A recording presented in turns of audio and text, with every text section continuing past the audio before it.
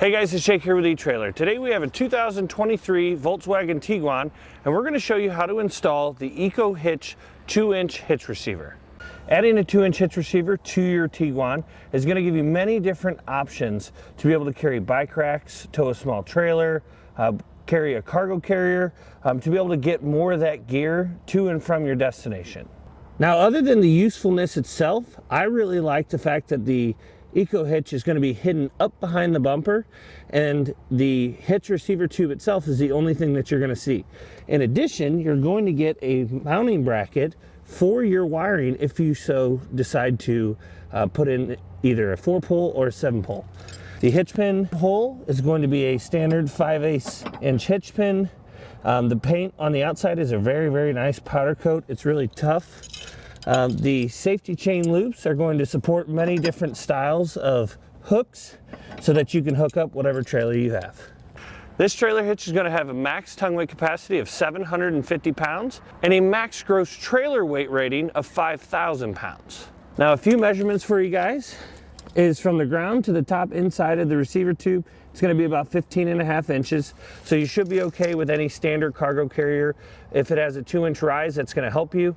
A lot of bike racks are going to do really well at that height. 12 inches is about the height that you have to start to worry, so you should be just fine with the receiver tube itself.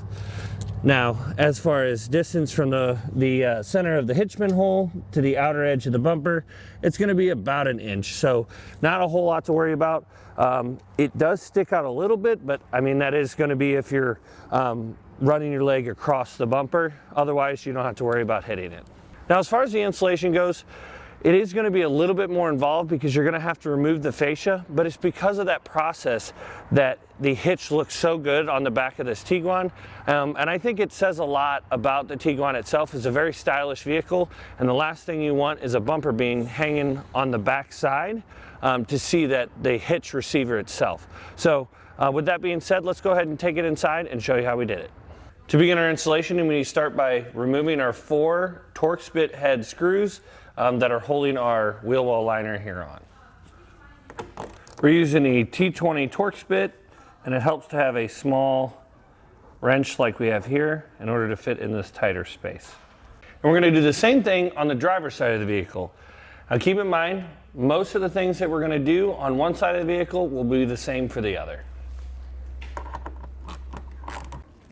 Now, on the inside of our bumper from the underside, we can pinch these factory connectors and we can take that black piece off. For these upper ones, they're kind of hidden behind the frame, so we can take a screwdriver and push it in and pop it out. Now, once we get this black border pulled back enough, you can access a T20 Torx screw underneath each side that we'll need to remove. Now we need to remove several fasteners along the bottom edge of our fascia, like this.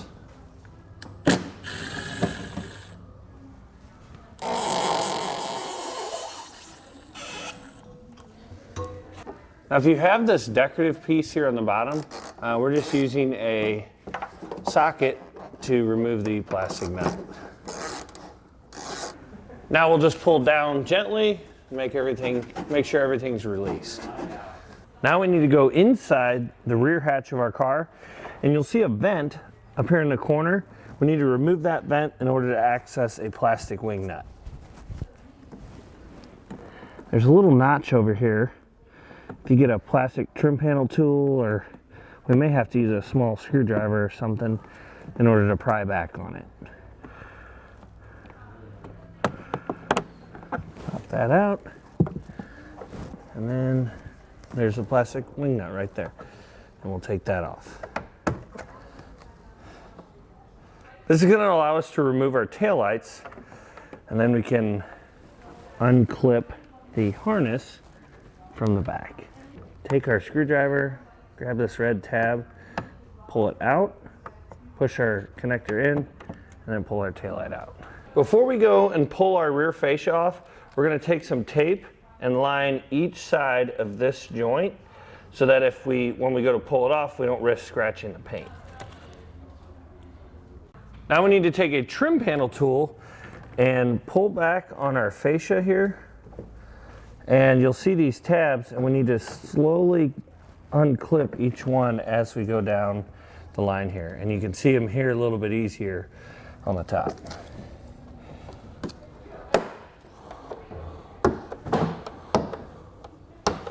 And it helps to have an extra set of hands on the other side for when this does come loose, just to help support it because it is so large. Now once we have all our push pin clips tripped, we can go ahead and pull off the rear fascia with an extra set of hands. Now you have to be careful how far you pull it off because we're going to have some of these plug ends that we're going to need to push and release. If you have the sensor attached to your bumper beam, we'll need to remove that because we're taking the bumper beam off next.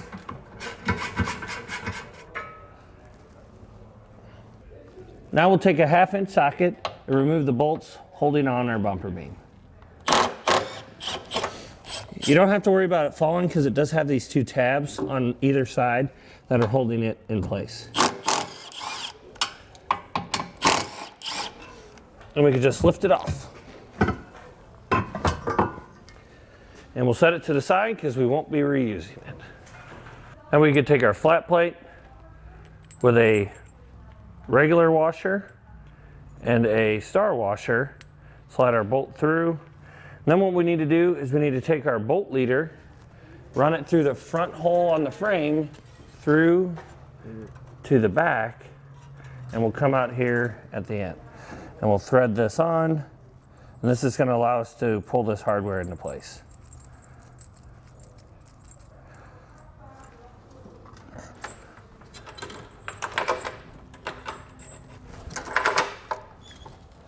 And we'll take the bolt leader off and do the same for the other side of the vehicle.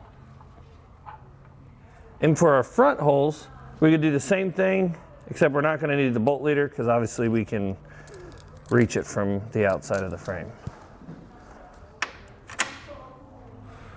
To get our side plates in place, we'll need to first start by taking the larger black powder coated washers and slide them over our bolts. Just going to give it a firm foundation. And then take our plate. We're just going to do the back one first. Slide our plate on. And then run our flat washer, our lock washer, and our nut.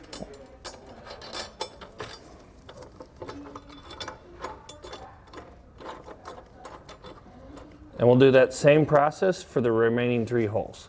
We'll put 1 here and 2 on the other side. Now with an extra set of hands, we can go ahead and get our hitch lifted in place.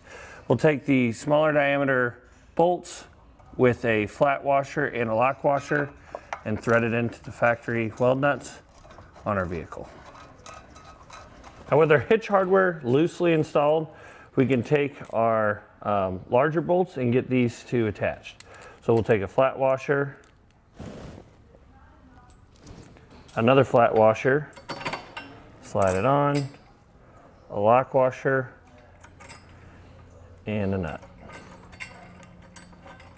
Last thing we need to do before we tighten all our hardware down is put on a wiring bracket. We'll take the 2 smallest bolts that come in your kit with a flat washer on it, and then put a flat washer on the back side with a lock washer and a nut. Now we can tighten everything down and torque it to the specifications and the instructions.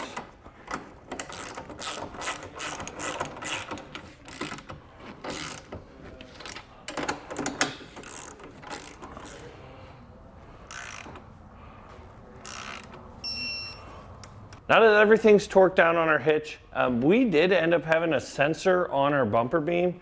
So instead of self-tapping it into the frame itself, we just zip tied it so that it would hold it down exactly where it was on the original bumper beam. Now with an extra set of hands, we can get our fascia back in place. You'll just have to watch the hitch receiver, make sure it goes down through the opening and that you don't scratch up the fascia while getting it in place. And don't forget to reconnect your wiring. Now all we need to do is reinstall our taillights and button up all our fasteners. Now as you can see in the installation, it was a lot more involved than a lot of other hitches out there. Especially I've installed many different types of hitches, and this has got to be one of the more difficult ones. But as a reward, you see what you get. You know, it's gonna be a nice clean fit, and unfortunately you are gonna have to work for that. But with that being said, hopefully this video was helpful, and hopefully you got your hitch installed successfully.